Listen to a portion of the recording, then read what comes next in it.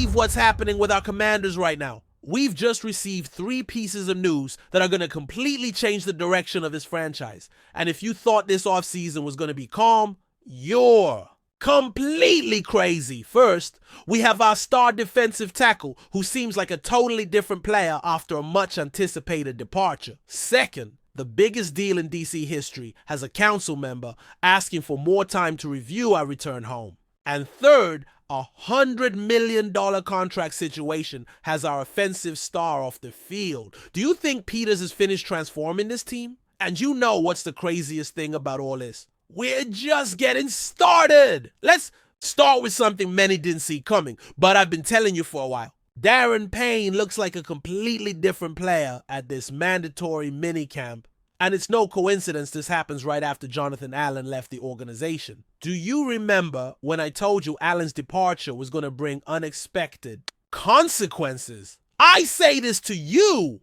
Payne has stepped out of Allen's shadow in a way that has Dan Quinn and Joe Witt Jr. completely impressed with his leadership during these early training sessions. This is a player who was a first-round draft pick, who made it to the Pro Bowl, but who was always under Jonathan Allen's dominant personality. And do you think that didn't affect his development? Now you're seeing the true version of Payne. John Keane from ESPN reported something I've been observing for a while.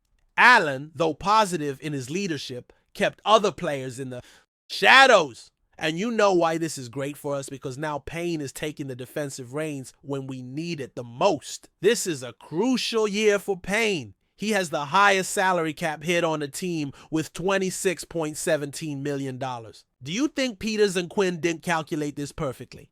I think they did. They haven't restructured his contract again because they want to see if this attitude change translates to elite production. Do you remember the 2022 season when Payne was dominating from the inside? Now the coaches believe he can return to that level, and with our pass rush concerns, we need the interior line to make a difference. If that surprises you, wait to hear this about our return home. Council member Zachary Parker just dropped a bomb on our RFK Stadium deal that has the whole organization in urgent mode. Parker says he's being asked to vote on the biggest deal in DC history by July 15th, and he considers it a completely impossible timeline. Do you think this is a political move or a legitimate concern? I say this to you. Parker is being clear. He wants the deal done, but needs time to review a multi-billion-dollar agreement that will impact Washington for decades. This council member went to social media to explain that it would be unprecedented for the council to take just weeks to approve the biggest deal in the district's history. And you know what? He's right when he says other minor projects have taken months and even years to be approved. But here comes the really important part. Parker says verbatim, "It is my belief this deal will be done. We are going to protect the money and vote on this project sometime this fall." Did you hear that? The deal will be done.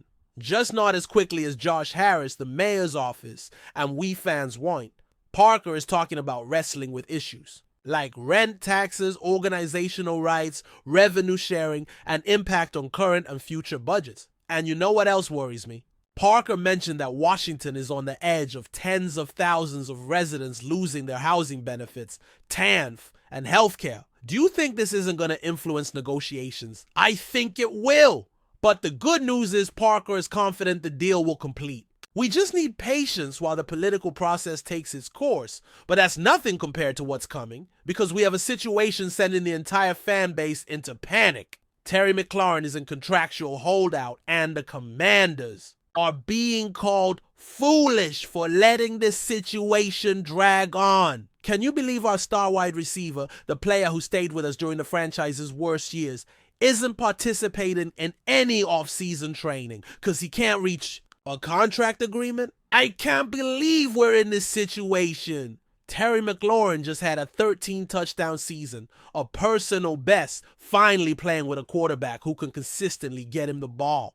Do you think he doesn't deserve to be paid like the top receiver he is? CBS Sports just called the Commanders foolish for letting this holdout extend, and I completely agree. How is it possible for a franchise supposedly on the verge of a Super Bowl to have its best offensive weapon off the field over contract issues? Mike Fisher is reporting this might be a debate over a 3-year, $100 million contract. $100 million.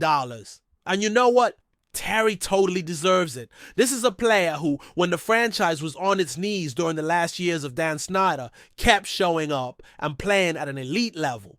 Do you remember when Terry was literally the only reason to watch this team on Sundays? And now that we finally have Jaden Daniels, a quarterback who can maximize Terry's talent, are we going to allow this situation to become a problem extending into the regular season? I say this to you.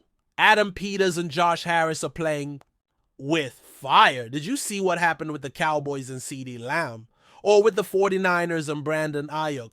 These holdouts can turn toxic very quickly. And you know why this bothers me so much? Because Terry McLaurin is not just any player. He is a true commander. A player who chose to stay here when he could have gone to a better situation. A player who has never caused problems, who has been an exemplary professional. CBS Sports says there are good chances this holdout will end sooner rather than later. But I ask you, why have we reached this point? Why did Terry have to reach a holdout for the organization to take his contract situation seriously?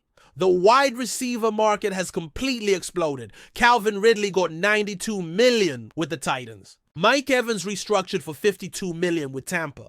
And we're debating whether Terry deserves $30 million per year. You're crazy if you think Terry doesn't deserve that. Do you think Peters is being too cautious with the salary cap? Or do you think Terry is asking for too much money? I think Terry has earned the right to be this franchise's highest paid wide receiver. And you know what's the most frustrating part of all this? While we're debating if Terry deserves $100 million, the Cowboys just gave CeeDee Lamb $136 million. The Eagles have A.J. Brown with $96 million guaranteed. Are we going to be the only NFC East franchise not paying its number one wide receiver? That would be total madness.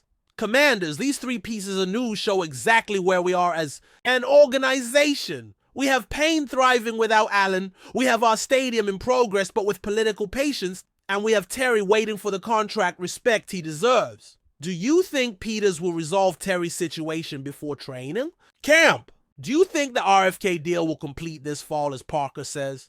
And are you excited to see the new Daron Payne lead our defense? Leave me your opinions in the comments, because this community is a family and I want to know what you think about these situations, which will define our future. If you think Terry deserves his $100 million, give this video a like. If you think Peters is handling everything perfectly, subscribe to the channel, because I guarantee tomorrow we'll have more explosive news about our Commanders and you can't miss what's coming. This is the season that changes everything and we'll cover it minute by minute.